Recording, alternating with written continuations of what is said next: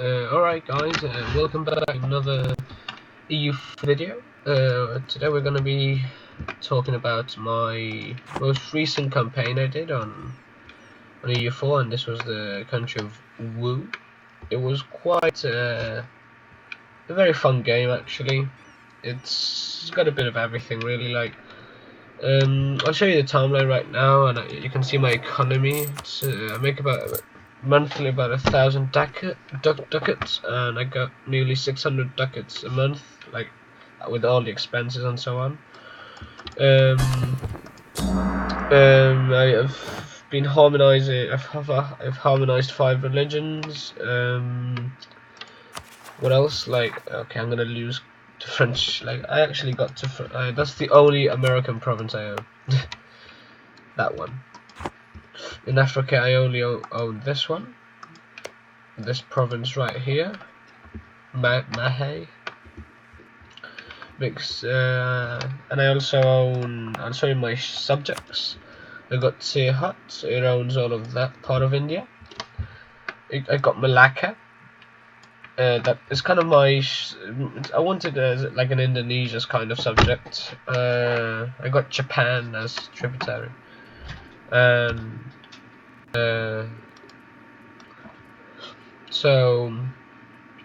most of my subjects are tributaries. I got only 7 tributaries, but what can I do about that? Is it Abba my largest subject? I think it's Abba. Oh, no, it must be Buryatia. Buryatia, what are you? 396? No, it's Abba. I was thinking of actually conquering Buryatia just to get conquer these 2 nice gold mines. But I was like, not really worth it. What else? What else can I show you guys? Well, apart that I own a good proportion of Europe. And I've actually defeated the Ottomans 3 times, twice, and I've beat the Prussian army. My discipline is about 119. I got a potential army of 500 men. I got about 9.37 morale, 95 discipline. Army tradition. I got much larger navy than I should have. Well, not that much, but it was. I got 25% siege ability. I got 31 forts, all level 8, I believe, and 35 combatability. 10% combatability for cavalry, 20 for artillery, and 5 for heavies. I'll show you the Chinese ideas are actually not bad. Like 10% manpower recovery speed, 5% admin technology cost. That's not bad. And as an ambition, 25% national manpower modifier. Then you got possible advisors. That's good when you become emperor of China. The scholar gentry, that's alright, because you need the ideal thing is to always have 3 stability. Order of the 4 occupations, 10% production efficiency. Firearm training, son of heaven. That is actually not useful for me, because that gives me legitimacy, but that doesn't work with meritocracy. They have the Diplo. I took plutocratic because I became a plutocracy, and I wanted to plutocratic ideas because they're quite good. They're really good, actually.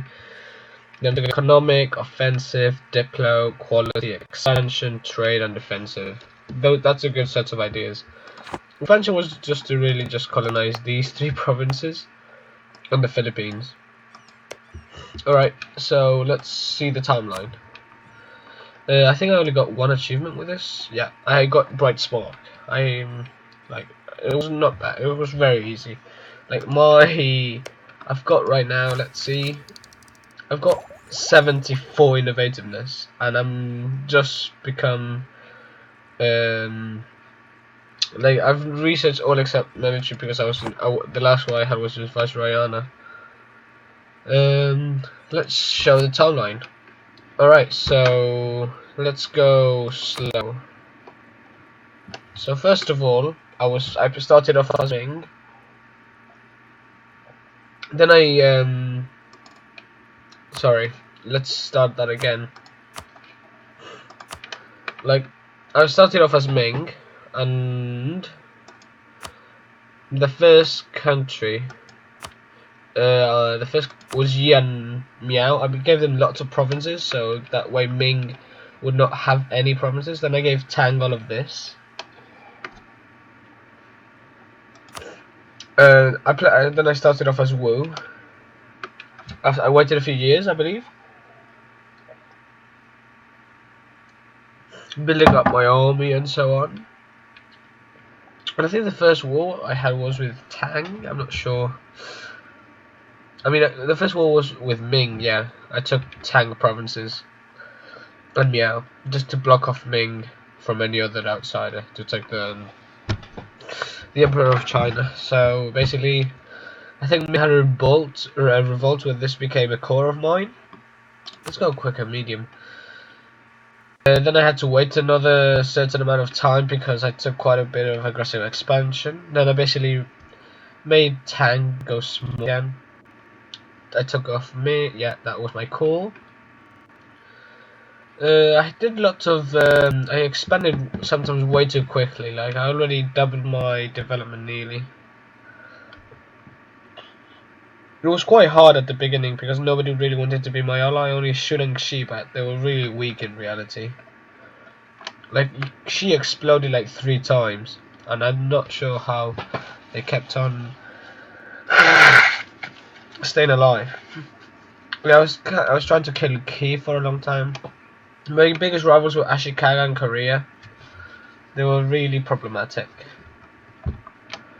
Then I'm not sure when I took the Emperorship. I think it was when I thought I was quite big. Yeah, I think it's around now when I take it. When I think I have a war with Kin or something. I'm not sure. I think I take it around now because I want those permanent claims all over China, Chinese region. Yeah, now I become Emperor of China. Then now I take over you. That's my biggest, like the rival I've been having for over the years. And next I have a war with Yan or Quinn. I'm not sure. I think it's Quinn. No, I think it's Yan actually. I'm not sure. Let's speed it up. Yeah, I have a big war with Yan. Take Beijing because that's my. I have a permanent claim there. Plus it's my culture. It's very easy. Changsheng was my tributary, same as Qin. I made them just become a 1 province minor. Here's when you kind of notice I'm really big, you could say. I'm like really strong by now. Japan is my largest rival now. Korea is a nobody. I completely eat Dali and Changsheng.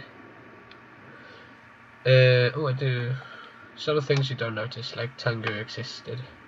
I think I have another war with Yan just to dish them off. So I can have a border with Korea. Yeah. Basically, this is now I've become Ming, but actually I have like 300 more development than the original Ming because all of the Chinese states developed themselves. Cochin, I think, is my tributary. Korea, I have a war with them. Mongolia is my tributary. Shun is my tributary. I don't go very far really. I just stay locally. Like I take all of Japanese Korea. Then I take more of Korea. And Korea is not my tributary yet. I wanted to make them my tributary before, but I was like, Okay, so Korea then becomes really large again. And I have to cut them down to size again. So I have some problems. Then I have another war with Korea. Yeah, there we go. Then I send them all the way back to Udi. By now I would have Lana as my vassal and Champa as also my vassal. Them 2 are my vassals. You see, because I'm feeding them land. Lana, because I'm trying to kill Kedah and Bengal. Udi gets eaten. Janzu immediately dies because I want that juicy province. It's not quite well developed. Yaren takes Udi. Then I feed Yaren all of this from Russia. Ashikaga is also my vassal by now. Sorry, Yamana. Then I have some independent. Now that I actually have a proper foothold in Japan, I just take on most of Japan. Champa has been annexed. Lanna now owns quite a good proportion of Bengal. I have a few more wars with Russia, just taking, along with Timurids, just taking some more provinces. I got this part of Siberia, that and that province. I immediately take Perm as soon as it gains independence. I think yeah, I've colonized parts of the Philippines. Champa's been annexed, so I made Malacca vassal because they had some juicy cores, and they were really good for ships, for heavy ships. So Kedah takes that. I have a war with Kedah. I had a war with Portugal for these provinces, and that, yeah. These gained independence, so it's like, what? The Philippines, I never really bothered conquering them, so I just let them be my tributaries. I think Yerevan takes a good proportion of Russia. Like, Yerevan is basically my Russian vassal.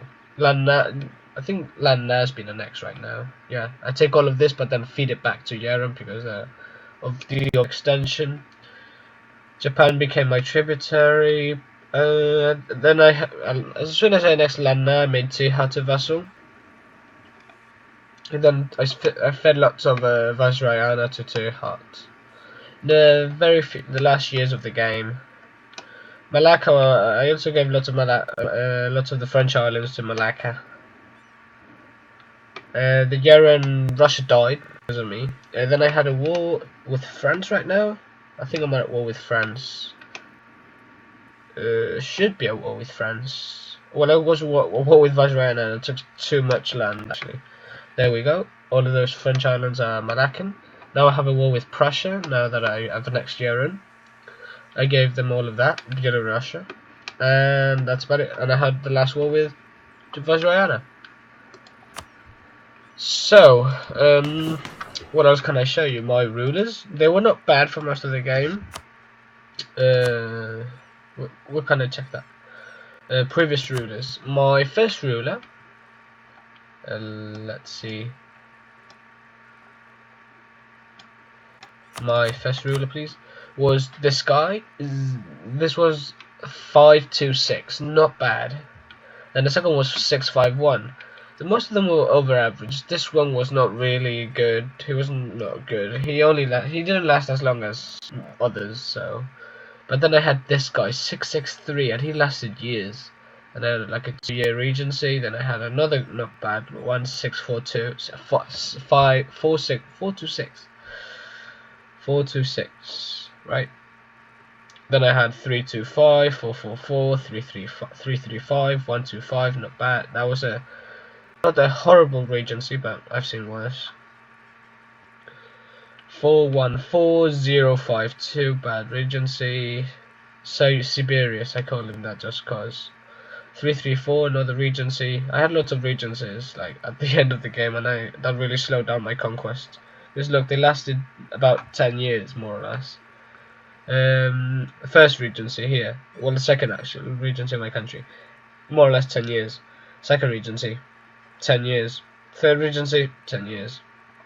And the guy I have now is 413. But I was going, if he died, I was going to have this rubbish one, 500. I can show you how strong my country is. Development wise, I have 3,904. I beat the Ottomans by massive amounts of income. Treasury is way over. Tax, he beats me by 1 tech. I have most ideas. Power projection is like, I'll increase my power projection. Country, I mean, I can't really show you much more. I did not spawn a single institution, but I kept on spawning them in my country. Like, you can see how high my development is in these provinces. Let's check development. It's incredibly high in Beijing. Fengyang is about 53. Fengyang is 53. Same as Nanjing. You're 20. You're 29. You're 41. Hefei is 37. Yangzhou. Basically, I spawned them all over these. All of these provinces. Then I had, and I kept on developing tons of provinces. Like most provinces should be around 10 development, the ones that are stated. So it was quite the fun game. Plus, I discovered now I actually got to use the coal system. It's really overpowered coal. It's really good.